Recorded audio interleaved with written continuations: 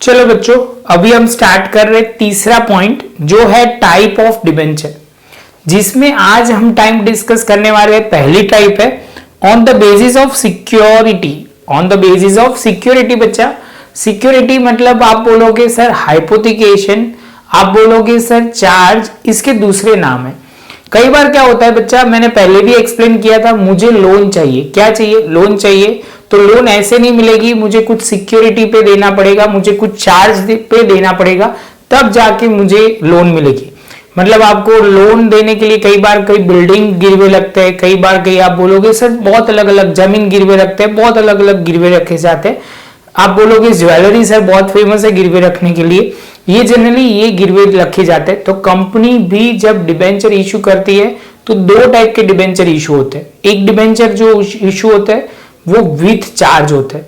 With charge मतलब बच्चा क्या होगा कि वो कल जाके पेमेंट नहीं करेंगे, इंटरेस्ट पेमेंट नहीं करेंगे, तो डिबेंचर होल्डर आके वो प्रॉपर्टी बेच देंगे या जो भी उन्होंने चार्ज पे रखा होगा बेच के अपने पैसे रिकवर करेगा।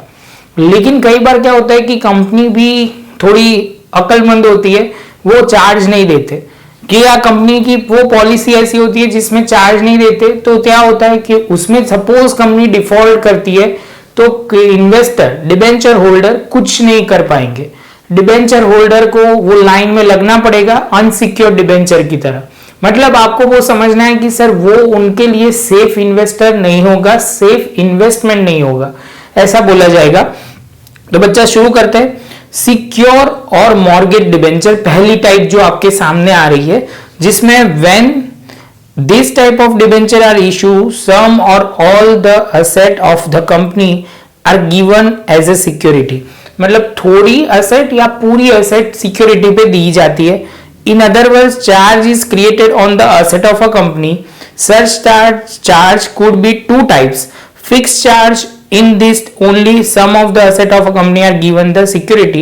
बच्चा ये बहुत अच्छा है। फिक्स चार्ज मतलब क्या होता है, समझ लो मैंने बिल्डिंग गिरवे रखी हुई है, चार्ज पे उस पर रखा हुआ है, तो बिल्डिंग में बेच नहीं पाऊंगा, पहली कंडीशन। और दूसरा ये जो होगा जब तक डिबेंचर का पेमेंट हो जाएगा उसके बाद में वो बेच सकूंगा, वो बात कर रहे हैं। तो सिंपल बोल रहे हैं फर्स्ट चार्ज, कहने का मतलब फिर से बोल रहा हूं फिक्स चार्ज, बिल्डिंग जो है वो गिरवे रखी हुई है, उस पे चेंज नहीं होता, बस ये फिक्स चार्ज हो गया, उसमें आप बेच नहीं सकते। लेकिन फ्लोटिंग चार्ज बच्चा वो क्या होता है, फ्लोटिंग चार्ज जैसे समझ लो गुड्स पे मैंने चार्ज रखा है, मैंने बोला है कि मेरे pass on an average 20 lakh का गुड्स रहता है, इतनी इन्वेंट्री मैं मेंटेन करता हूं। तो वो इन्वेंट्री ऐसी नहीं होती है कि मैं यहाँ पे रखे ही रखता हूं, मतलब गोडाउन में ही होती है कंपनी के। कंपनी आती है, नई इन्वेंट्री आती है, पुरानी सेल होती है, ये प्रोसीजर कंटिन्यूएशन में चलता ही रहता है। समझ में आ रहा है? ये प्रोसीजर कंटिन्यूएशन में चलता ही रहता है, इसको फ्लोटिंग चार्ज बोलते हैं। कौन सा चार्ज बच्चा? Floating charge. तो बच्चा पढ़ना शुरू करते हैं उसमें आगे। Floating charge in which usually the asset of a company is given the security if the company unable to repay the debenture on the due date, then the debenture are repaid amount from the money realise on the sale of mortgage of asset. कई बार क्या होता है बच्चा कि ये जो बोल रहे हैं कि सपोज पेमेंट नहीं होगा, तो मैंने बोला था वो एसेट को बेच देंगे और उसमें से अपनी अमाउंट रिकवर कर लेंगे। अभी क्या होता है कि कई एसेट पर दो चार्ज क्रिएट किए जाते हैं, मतलब first charge and second charge. मतलब पहला जो चार्ज है उसके भी अमाउंट होते हैं, सेकंड चार्ज के भी अमाउंट होते हैं। मतलब एक ही प्रॉपर्टी है 10 लाख की, तो उस पर सपोज पहले का चार्ज है 6 का और दूसरे का चार्ज है 5 लाख का। ऐसा भी हो सकता है उन्होंने वैल्यूएशन के हिसाब से चार्ज लगाते, चार्ज मतलब वो गिरवे रखते, एक ही प्रॉपर्टी को 2 बार गिरवे रखते हैं, वो तो नॉर्मल बात है। लेकिन अमाउंट में थोड़ा वेरिएशन होता है, कंपनी भी समझदार होती है तो वो ध्यान रखेंगे ये पॉइंट पे, डिबेंचर होल्डर भी ये फोकस करता है ये पॉइंट पे। तो first charge of a debenture are those have first claim on the asset charge.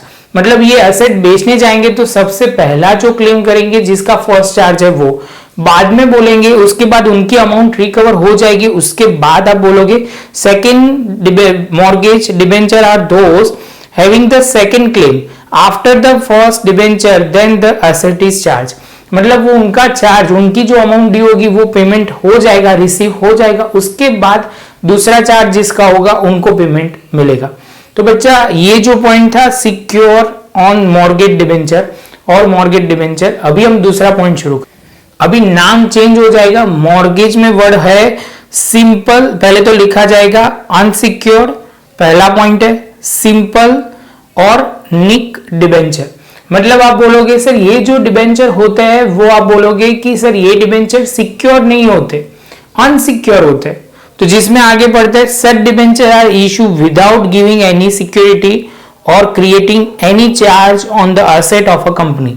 मतलब कंपनी की कोई भी एसेट के सिवा उसमें चार्ज के अलावा कुछ भी गिरवे कंपनी ने नहीं रखा होता, ये टाइप के डिबेंचर इशू किए जाते हैं। From the investor view point the debenture are risky, so such type of debenture are not very common. क्योंकि सबका इन्वेस्टमेंट होता है, इन्वेस्टमेंट तो सबका इन्वेस्टमेंट होता है बच्चा, तो इन्वेस्टमेंट वो पानी ना हो जाए, मतलब वो बेकार ना हो जाए, इस टाइप के डिबेंचर कंपनी में इन्वेस्टर करने वाले इन्वेस्टर बहुत कम होते हैं, लेकिन कंपनी भी कम नहीं होती, इस पे रेट ऑफ इंटरेस्ट बहुत बढ़ा देती है, तो सामने वाला इन्वेस्ट करने के लिए मजबूर होता है और कभी छोटा इंटरेस्ट लेने में पूरा इन्वेस्टमेंट ही चला जाता है। ऐसे बहुत बार होता है। आगे चलते हैं बच्चा, आगे बोला जाता है कि debenture of such debenture are treated as unsecured creditors. Underline करना, ये कौन सा क्रेडिट वो बोला जाएगा, ये डिबेंचर होते हैं जो अनसिक्योर क्रेडिटर के तौर पे कंसिडर किए जाएंगे। आगे चलते हैं at the time of liquidation of a company. Liquidation जब कंपनी बंद होगी तब इनको क्या कंसिडर करेंगे, तो आप बोलोगे अनसिक्योर डिबेंचर की तरह हम कंसिडर करेंगे। इसके साथ बच्चा हमारा ये पॉइंट खत्म हुआ।